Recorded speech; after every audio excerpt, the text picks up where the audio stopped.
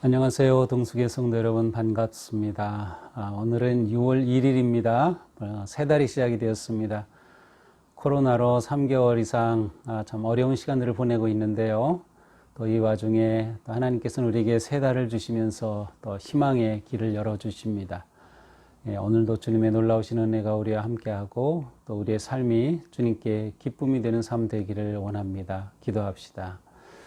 하나님, 주님의 은혜로 저희들은 새 달을 희망 가운데 맞이하였습니다. 시간의 흐름 속에서 저희들은 항상 주님을 의지하고 신뢰하며 주님의 선한 인도하심을 잘 따를 수 있도록 이끌어 주시옵소서. 오늘도 저희들을 말씀 앞에 세워주시니 감사합니다. 또 6월에는 저희들이 고린도 전서의 말씀을 묵상하게 되어 너무도 감사드립니다. 고린도전서 말씀을 통해 우리 자신을 또 우리 교회를 깊이 생각하며 하나님께서 원하시는 모습으로 변화되어 갈 수 있도록 인도하여 주시옵소서. 예수님 이름으로 기도합니다. 아멘. 네, 오늘은 이제 고린도전서 이제 6월 동안 계속 보게 되는데요. 오늘은 이제 첫 시작이기 때문에 고린도전서에 관해서 짧게 또 설명을 드리고 또 고린도전서 오늘 본문의 말씀을 또 살펴보도록 하겠습니다. 네, 우선 이 고린도전서는 사도 바울이 기록한 것을 우리 잘 알고 있죠. 이제 사도 바울은 세 번에 걸쳐 전도 여행을 합니다. 사도행전에 잘 나타나 있는데요. 그 두 번째 전도 여행 시에 이 고린도에 가서 이곳에서 교회를 세우게 됩니다. 이곳에서 약 1년 6개월 정도 머물면서 정말 귀한 그 복음의 사역을 이곳에서 계속 진행을 했죠. 이 고린도라고 하는 이 지역은 항구 도시이면서 펠로폰네소스 반도에 위치한 그러한 도시입니다. 이 당시 항구 도시는 굉장히 부유한 도시 또 상업적으로 번성한 도시임을 잘 드러냅니다. 그 중에서도 이 고린도가 그러한 지역이었습니다.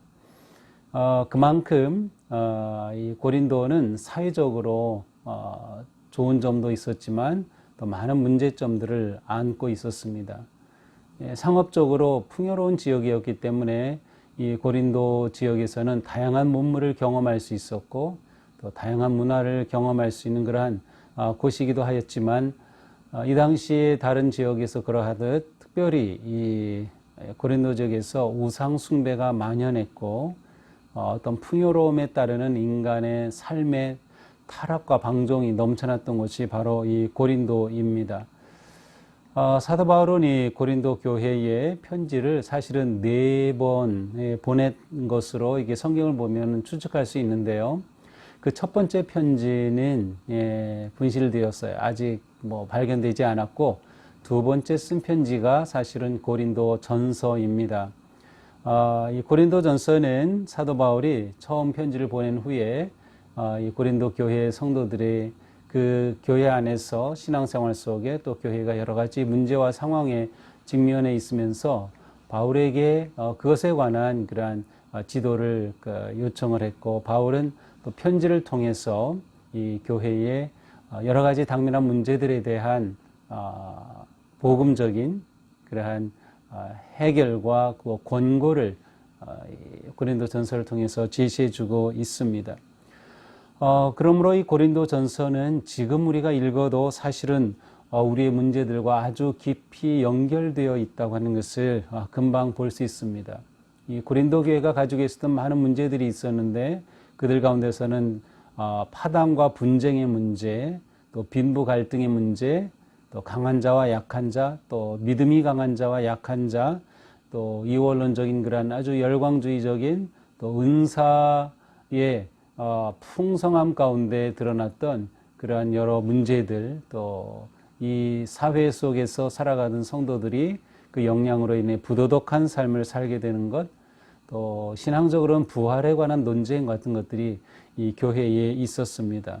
이러한 문제들에 대해서 사도 바울은 구체적으로 그들을 권고하고 가르치면서 이 고린도전서를 기록하게 되었습니다.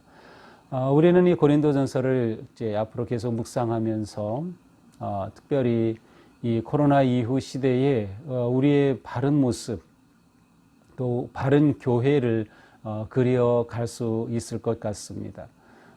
또 지난 어제부터는 그 교회를 교회되게라고 하는 그러한 설교가 새롭게 시작이 되어서 교회에 관한 깊은 생각과 또 말씀을 통해서 또 우리가 새로워지는 그러한 시즌이 또 시작이 되었습니다. 그래서 우리가 함께 고린도서의 말씀을 깊이 묵상하면서 깊은 은혜의 세계로 나아갈 수 있기를 바랍니다. 오늘 말씀은 고린도전서 1장 1절부터 9절입니다. 제가 한번 읽겠습니다. 제가 세 번역으로 이 편지 글은 제가 세 번역으로 읽도록 하겠습니다.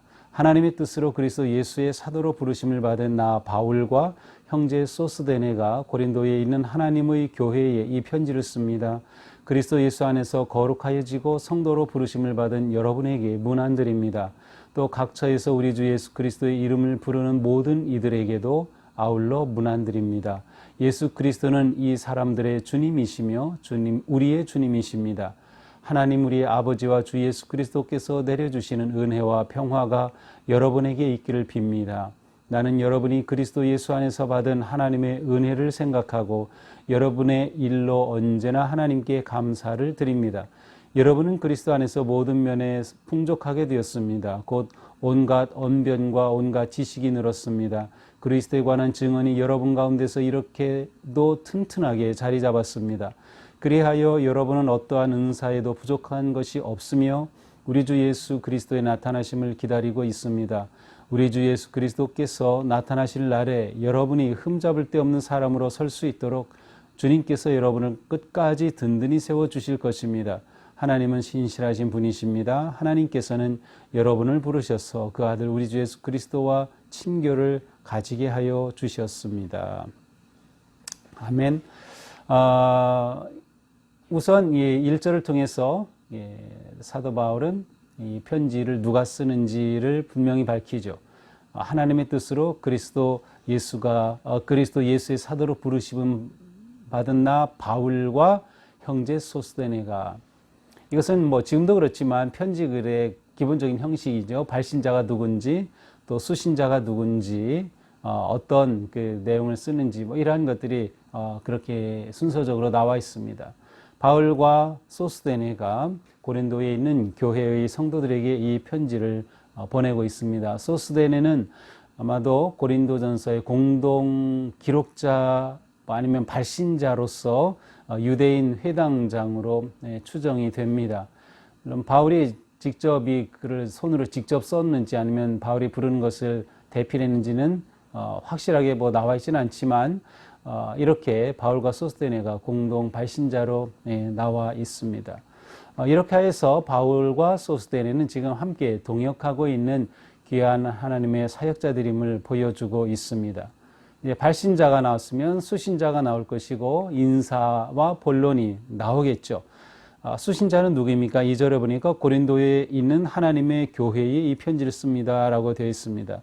고린도에 있는 교회에 편지를 씁니다. 교회 하면 그것은 사람이 아닌 어떠한 그 대상인데 그 교회에 편지를 쓴다라는 것은 바로 교회 성도들에게 편지를 쓰는 것이죠. 교회라는 의미 자체가 부르심을 받은 사람들이라는 뜻입니다. 그러므로 하나님의 교회라고 하는 뜻은 하나님의 부르심을 받은 사람들, 곧 성도들인 여러분에게 이 편지를 씁니다. 그리고 그들에게 문안하고 있습니다. 뿐만 아니라 다른 그 성도들에게도 문안하죠. 또 각처에서 우리 주 예수 그리스도 이름을 부르는 모든 이들에게도 아울러 문안드립니다. 그러니까 고린도 교회뿐만 아니라 주변에 있는 다른 모든 성도들에게도 문안을 드립니다. 초대 교회에서는 이렇게 사도 바울이 보낸 편지를 그것으로 그냥 그 교회만 읽고 끝내는 것이 아니라 예배 시간에 이것을 낭독하였고 또 다른 교회에도 이것을 보냅니다. 이것을 복사해서 이렇게 옮겨 적어서 필사해서 보낼 수도 있고요. 그래서 다른 여러 교회들도 사도 바울의 편지를 함께 읽도록 하였습니다. 교회는 하나님의 부르심을 받은 공동체입니다. 무엇보다 하나님의 부르심을 받은 이 공동체는 어떤 공동체인가요? 오늘 본문에 있는 것처럼 그리스도 예수 안에서 거룩하여진 성도들의 모임입니다. 교회의 존재와 기초는 바로 예수 그리스도입니다. 예수 그리스도 안에서 거룩함을 입은 성도들의 모임이 교회이기 때문이죠. 그러므로 교회는 본질상 예수 그리스도 안에서 거룩하여져 있기 때문에 세상과 구별된 그러한 존재의 모습입니다. 그러나 구별된 교회이지만 그 교회는 언제나 세상 한가운데 있어요. 그래서 고린도라고 하는 그러한 지역에 있는 교회입니다. 우리 교회도 마찬가지죠. 우리 교회는 부평 육동, 북해동, 부평, 인천, 부천이라고 하는 이러한 지역에 있는 교회입니다. 그러나 우리는 이 지역에 있으면서도 구별되게 부르심을 받은 성도들의 모임으로서 우리는 교회를 이루고 있습니다. 사도 바울은 그들에게 인사 문안을 하죠. 3절입니다. 우리 아버지와 예수 그리스도께서 내려주시는 은혜와 평화가 여러분에게 있기를 빕니다. 바울은 언제나 은혜와 평화를 이렇게 빌었습니다. 정말 아름다운 축복의 모습이죠. 우리도 언제나 성도들 간에 은혜와 평화를 빌어주는 그러한 삶을 살아야 할 것입니다. 그러면 그들이 고린도 교회가 받은 그러한 은혜와 평화가 무엇일까요? 사도 바울은 늘 그들을 생각하고 있었습니다. 4절에 보니까 여러분이 그리스도 예수 안에서 받은 하나님의 은혜를 생각하고 여러분의 일로 언제나 하나님께 감사를 드립니다. 바울의 마음에는 언제나 고린도 교회가 있었습니다. 이 교회는 문제 많은 교회였고 갈등이 있는 교회였어요. 그런데 바울은 여러분의 일로 언제나 하나님께 감사를 드린다고 고백해요. 교회를 향한 사도 바울의 이 감사하는 또 그들을 사랑하는 그들을 위하는 마음을 우리는 여기서 읽을 수 있습니다. 어떻게 보면 신약 성경에 나오는 교회 중에서 가장 최악의 교회였는지 모릅니다. 그런데 이 교회를 보면서 바울은 감사하고 있습니다. 저는 바울의 이 모습을 보면서 굉장히 큰 감동을 받았습니다. 왜냐하면 근래에 제가 이 교회에 관한 여러 가지 문제들로 인하여서 또 상황들로 인하여서 마음에 큰 부담과 또 갈등이 좀 있었거든요. 그런데 사도 바울은 이러한 교회를 이렇게 사랑하였구나, 또 감사하였구나라는 것을 보면서 저에게 목양지로 맡겨주신 동수 교회를 제가 더욱 감사하고 하나님의 은혜로 이 교회를 위해서 마음을 온전히 쏟아야 되겠다 하는 그러한 마음을 저에게 이 말씀을 통해서 주셨습니다. 그러면 이들에게 하나님께서 주신 은혜는 어떤 것들인가요? 이제 5절부터 7절까지 이런 것들이 나옵니다. 자세하게 볼 수는 없는데 간단하게 보면 그들에게는 온갖 언변과 지식의 풍족함이 있었습니다. 그들은 하나님의 말씀에 대해 또 하나님의 살아계심에 대해 성령님에 대해 은사에 대해 굉장히 풍성한 경험이 있는 그런 교회였습니다. 둘째로 그리스도에 대한 사도들의 증언이 그들 가운데 견고하게 세워졌습니다. 이제 고린도 교회 안에는 교회 지도자를 중심으로 한 나는 누구를 따르고 무슨 파 이런 것들이 있었어요. 근데 이것은 일단 그 교회에 아주 좋은 지도자들이 있었다는 것을 보여줍니다. 그들을 이 좋은 지도자들이 잘 견고하게 세웠죠. 근데 이제 그것이 부정적인 방향으로 나가서 파벌을 형성하게 된 것이었죠. 그러나 어쨌든 이렇게 고린도 교회는 그들 가운데 그리스도의 복음의 증언이 견고하게 섰습니다. 또한 그들에게는 은사의 부족함이 없었습니다. 고린도 교회처럼 은사가 풍성한 교회도 드물었습니다. 그러니까 이 고린도 교회는 놀라운 은사를 누리는 받은 교회였기 때문에 하나님의 은혜가 이처럼 그들에게 흘러넘쳤죠. 또한 그들에게는 다시 오실 그리스도에 대한 기대와 희망을 가진 재림의 신앙, 간절한 기다림이 그들에게는 있었습니다. 이처럼 사도 바울은 이 고린도 교회의 이 아름다운 모습들을 생각하면서 그것을 감사하고 이 하나님의 은혜에 대해서 기뻐하는 것을 볼 수 있습니다. 사도 바울은 이러한 교회가 앞으로 더욱 튼튼하게 세워질 것을 기대하고 있습니다. 8절에 그 마음이 나타나죠. 그리스도께서 다시 나타나실 때 그때에 여러분이 흠잡을 데 없는 사람으로 설 수 있도록 끝까지 튼튼히 세워주실 것입니다. 흠잡을 데 없는 그러한 교회가 될 것을 사도 바울은 기대하고 있습니다. 이어서 말하죠. 하나님은 신실하신 분입니다. 하나님께서는 여러분을 부르셔서 그 아들 우리 주 예수 그리스도와 친교를 가지게 하여 주셨습니다. 신실하신 하나님께서는 예수 그리스도와 깊은 교제 가운데 살아갈 수 있도록 그들을 부르시고 인도하여 주시는 그러한 놀라운 분이심을 고백하고 있습니다. 오늘 본문을 보면서 우리는 굉장히 많은 것들을 볼 수 있는데 그 중에서도 무엇보다 성도인 나는 누구인가를 물어보게 됩니다. 나는 누구인가? 내 믿음의 정체성. 나는 분명히 사도 바울이 고백한 것처럼 하나님이 나를 이 땅에 보내셨고 그리스도 안에서 구속하셨고 교회의 일꾼으로 보내셨다고 하는 그러한 사명, 소명이 분명한가라고 하는 것이죠. 나는 부르심을 받은 자다. 또 우리는 부르심을 받아 거룩한 교회 공동체를 이루는 성도들이다라고 하는 우리의 정체성에 관해서 깊이 생각하게 됩니다. 나는 과연 그러한 모습을 내 삶 속에서 드러내고 있는가, 또 그러한 관계를 맺고 있는가라는 것이죠. 오늘 본문 가운데서는 예수 그리스도가 8번이나 반복되고 있습니다. 그것은 우리가 우리에게 부어진 예수 그리스도의 그 놀라우신 은혜와 능력과 역사에 대해서 얼마나 감격해하고 또 그 능력으로 살고 있는가를 묻게 합니다. 우리의 믿음이 더욱더 그리스도 예수 안에서 견고해지는 삶, 그 삶을 향해 나아가야 되는 것이죠. 또한 우리는 하나님께서 우리에게 베풀으신 은혜를 인하여서 감사하는 삶을 살고 있는가 묻게 됩니다. 감사는 상황이 아니라 마음과 태도의 문제입니다. 감사는 상황이 아니라 마음과 태도의 문제입니다. 저도 제 마음에 굉장히 많은 것들이 동시에 밀려와서 굉장히 힘든 그러한 시간을 경험하기도 했습니다. 또 지금도 그 한가운데 있습니다. 가족의 문제, 또 부모님의 문제, 교회 문제, 관계 문제들이 한꺼번에 밀려와서 정말 버겁기도 하고 벗어버리고 싶은 그런 마음이 간절한, 그러다 보니까 감사가 많이 줄어든 그러한 저의 모습을 또 다시금 발견하면서 정말 하나님께 감사하는 것은 상황이 아니라 내 마음과 태도의 문제이구나. 그러므로 이 상황 속에서 하나님의 은혜를 더욱 의지하며 감사로 이 모든 것들을 풀어가야 되겠다고 하는 그러한 마음을 가지게 됩니다. 마지막으로 우리는 무엇보다 주님과 깊은 교제를 누리는 삶, 하나님께서 우리에게 주신 은혜 가운데 아주 중요한 것은 우리가 예수 그리스도와 교제를 누릴 수 있다는 것입니다. 바로 성령님으로 우리와 함께 하시는 주님과 우리는 교제를 나눌 수 있는 것이죠. 우리가 어제 예배를 드리면서 성령 강림 절기가 시작이 되었습니다. 우리의 삶 속에 늘 주님을 가까이, 주님을 의지하고 신뢰하며 그 기쁨이 넘치는 그러한 복된 하루가 되기를 바랍니다. 네, 오늘은 좀 처음 부분이라서 시간이 좀 길었습니다. 그리고 오늘부터 저희 이 영상은 그동안 이제 주학선 TV 유튜브에서 이제 올렸는데요.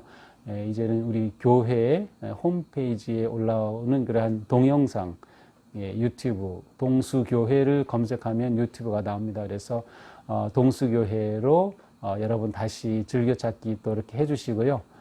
다시금 이 말씀 묵상에 또 더 기쁨으로 참여해 주시고 또 많은 성도들이 참여할 수 있도록 주변에도 좀 더욱 권고해 주셔서 우리가 말씀으로 세워지는 그러한 복된 성령 강림 절기가 될 수 있기를 바랍니다. 기도합시다.